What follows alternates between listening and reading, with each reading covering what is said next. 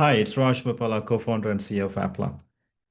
As a parent, we want to give the best experience for our kids. I've got two kids, 11 plus, and other one is doing GCSE exams. So we've spent a lot of time and a lot of money for tuitions, 40, 50 pounds a class and math, science, and English, and many things. And also we've tried our platforms and people saying, okay, use Atom Learning, iExcel, and this and that. And they're okay, but at the end of the day, you're paying 40, 50 pounds for them, and it's really not working out. It's just like only one, and again, where do you go for the next, right? And it's just like a simple mock exam practice, it's there are so many things you can do. It's not really a comprehensive feedback mechanism tool, right? That's what I think. I got really frustrated with all these tools, and again, spending with teachers and tutors is not really working out. So here, that's why we built Appla with the vision of actually helping kids as early as, like from year 8 years onwards to all the way to the GCSEs. We've got the whole curriculum built. Again, we've digitalized the whole UK curriculum here. So, and actually we're giving a value only 9.99 a month, £10, right? What is that? Is the cost of a pizza, even less than that. And so we want to give that a best experience for everyone. You can really see from year 4 to year 11, they can see every single subject, math, they can able to look at this lesson. They can practice but understand the concept first rather than writing an exam for the sake of writing. And then you can able to do a lot of practice also. Then, what is this thing? And then you can see the assessment and whatever you wanted to do. And you can do a lot of things again each year, year 4, year 5, year 6, all the way to there, right? And that's about it. And also you can, once you have there, then probably, most people will go for 11 plus, which obviously you can really see. And yeah, so we have built a comprehensive 11 plus past papers, around 5 dozen papers we have. And again, four topics: verbal, non-verbal, math, and English. So you can able to see pretty much everything. You can take exams. Also, you can get the feedback. Also, you can see how many exams you've been taking. And these are the exams I've been taking, verbal reasoning, and also you can really give the feedback by the subject, by lesson, and at least it will give you a really great feedback for the parent and also teacher for obviously if he's having a teacher and also parent and the kid for writing them as well.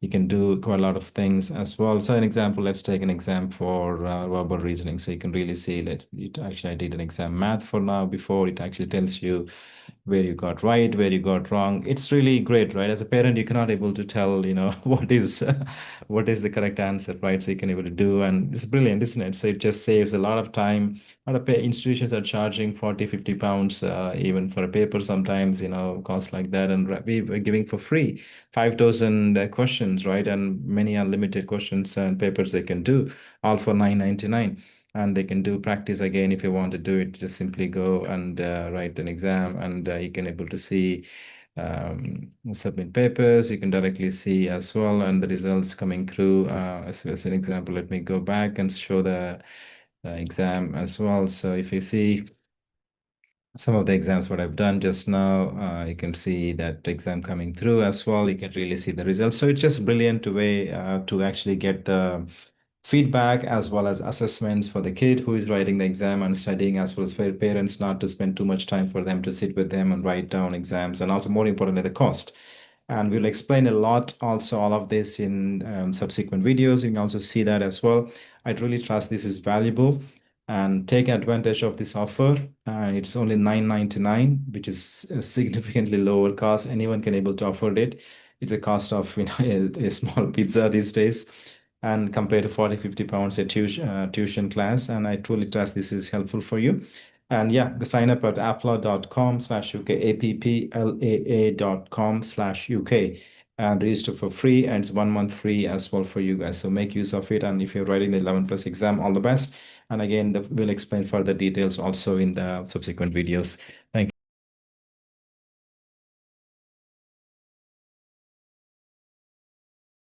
All right, let's kick things off today with a quick little challenge. Are you smarter than 11-year-old? Seriously, imagine you're sitting in a quiet, super tense exam hall. The clock is ticking down, and you're faced with this seemingly simple math problem. A rectangular poster has dimensions of 80 centimeters by 60 centimeters. Lily wants to put ribbon around the edge. How much ribbon does she need? Now, calculating the perimeter of a rectangle might sound like basic primary school math to us, but imagine doing it as an 11-year-old, knowing your entire secondary school placement literally hinges on getting it right, and getting it right fast.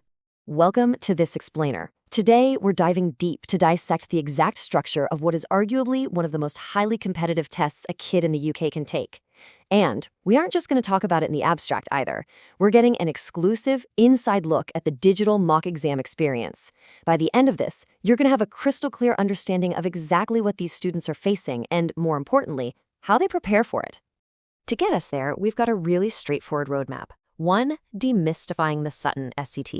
2. The anatomy of the exam. 3. Paper 1, which covers maths and nonverbal reasoning. 4. Paper 2 for English and verbal reasoning. And finally 5. Navigating the mock experience. Okay, let's jump right into Section 1, Demystifying the Sutton SET.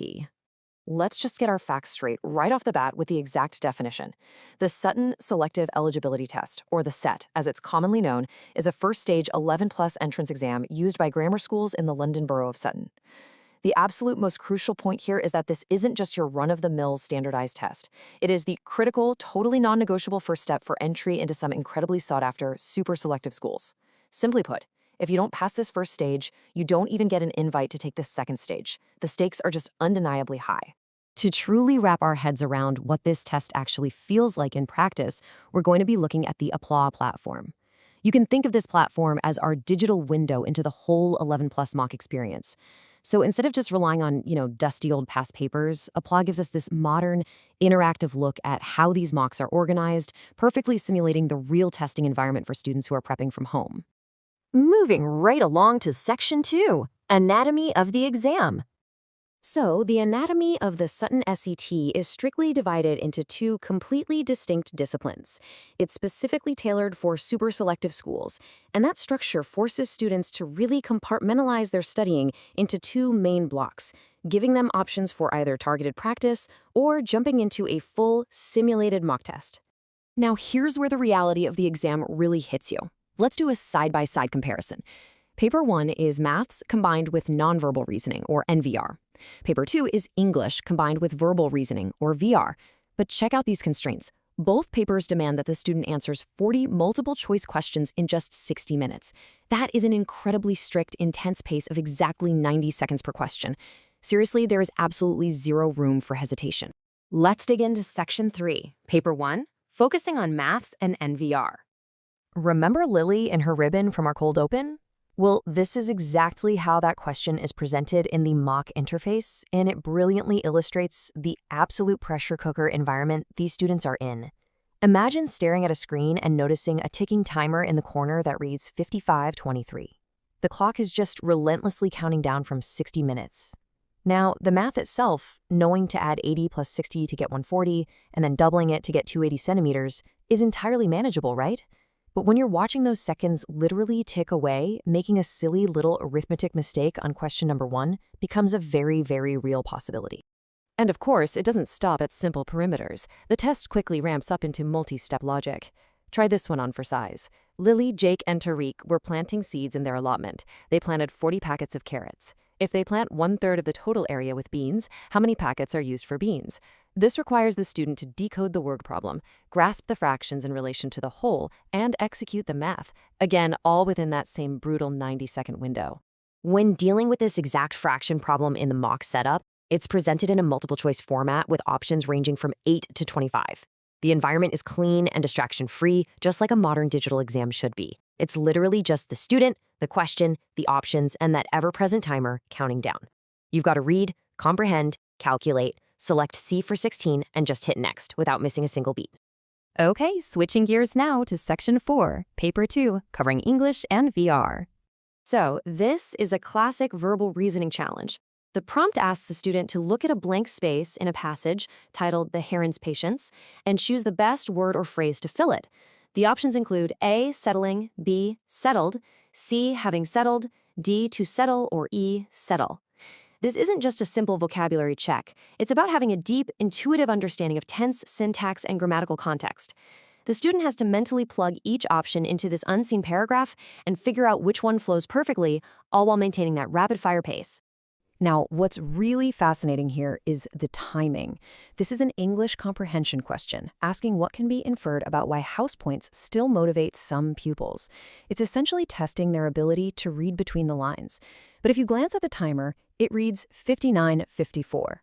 That means they are only 6 seconds into this paper, and boom, they're already getting hit with a dense inference question. With options ranging from exchanging points for prizes to the simple enjoyment of the competitive element, it's a true test of immediate focus and serious reading stamina. All right, home stretch, Section 5, Navigating the Mock Experience. When looking at the full mock view on the dashboard, it visually breaks down this massive mountain of an exam into climbable steps. Seeing a status of 0 out of 2 papers completed brilliantly illustrates the highly structured approach required here. You can't just study vaguely. You have to sit down, hit start, and commit to 60 uninterrupted minutes of focused effort for paper 1, and then you have to do it all over again for paper 2. It really holds the student accountable to the true exhausting format of the test. So, just to summarize, platforms like this provide some seriously practical tools to simulate the real environment. They give you the full 2-paper mock tests, enforce that strict real exam timing of 60 minutes each, adhere entirely to the 40 questions per section format, and offer really clear progress tracking. Oh, and they also feature a free Applaa AI Buddy available on the PC and Mac app. It acts like a digital tutor offering personalized daily guidance to help students analyze exactly where they went wrong and how they can improve. It's an absolutely incredible resource for home study. So, we've unpacked the definitions, the ruthless timings, and the exact types of tricky, multi-step questions that an 11-year-old has to navigate under immense pressure. It clearly requires some serious strategic practice. But knowing the structure in those incredibly high stakes, you kind of have to wonder, right? Is this level of intense cognitive gymnastics really the best way to measure a child's potential? Or is it just measuring their ability to handle an extreme pressure cooker? So, what do you think? Are you ready to tackle the Sutton SET? Thanks so much for joining me for this explainer.